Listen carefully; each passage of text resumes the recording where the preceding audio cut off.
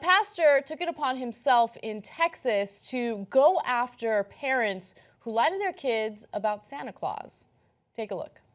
Don't lie to your children and tell them there's such a thing as Santa when you know in reality that there are no flying reindeer, there is no workshop at the North Pole, there is no elves making toys, that you buy all the gifts and put them under the tree. That's all the truth. And there is no real Santa Claus. There is no Santa. It is not your place to lie to your children. Tell them the truth about Jesus Christ. Tell them the truth about what Christmas is all about. That it's about Jesus and it's not about Santa Claus. There is no Santa Claus. There is no Santa Claus. It's about Jesus. Tell them the truth. Go.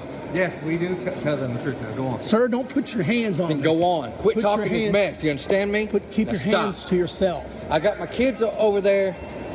We don't need you coming over here blabbing whatever the hell you blabbing. I'm telling them the truth, that there is no Santa Claus. Now, go. I'm not leaving. I'm not leaving. You need to keep your hands to yourself, sir, and don't put your hands on people. That's Then assault. don't come over here talking your mess. And don't come over here and tell your children the truth, that there is no Santa Claus. That's not your decision for me to tell my kids what's the truth and what's not. The truth is there is no Santa Claus. Okay.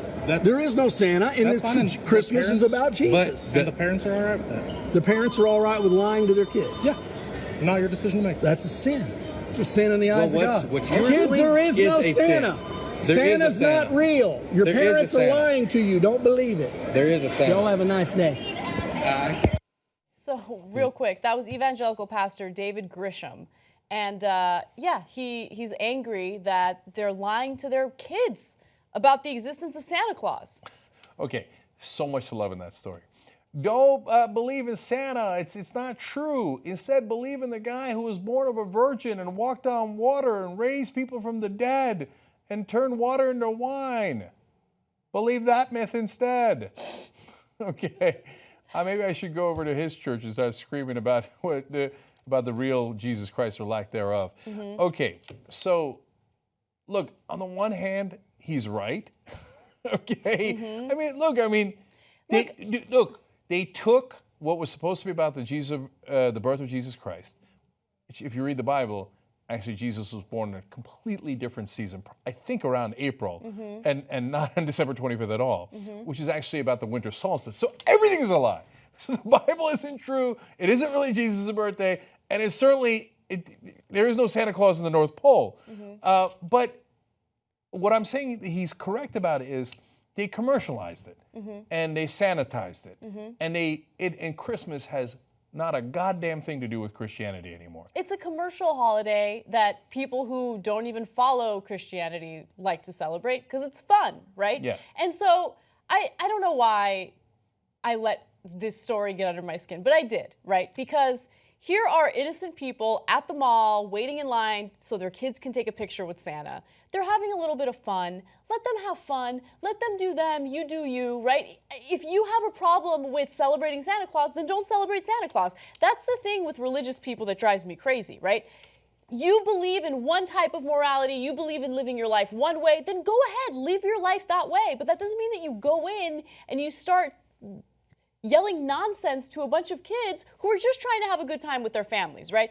By the way, if he really does believe honesty is the best policy, then okay, practice what you preach. So, Pastor Grisham, when your kids ask you where babies come from, I hope you tell them that the penis goes inside the vagina and then ejaculates sperm, and that's when one sperm, if it's lucky enough, somehow gets itself into an egg and then implants itself into the uterine wall, and then a baby comes out of the vagina. Out of the vagina. Tell them the truth. Tell them the truth. Your parents are lying to you. Right? They it's didn't not come a to the stork. There's no storks. No Tell storks. them the truth. Where's the truth? Stop lying to your kids.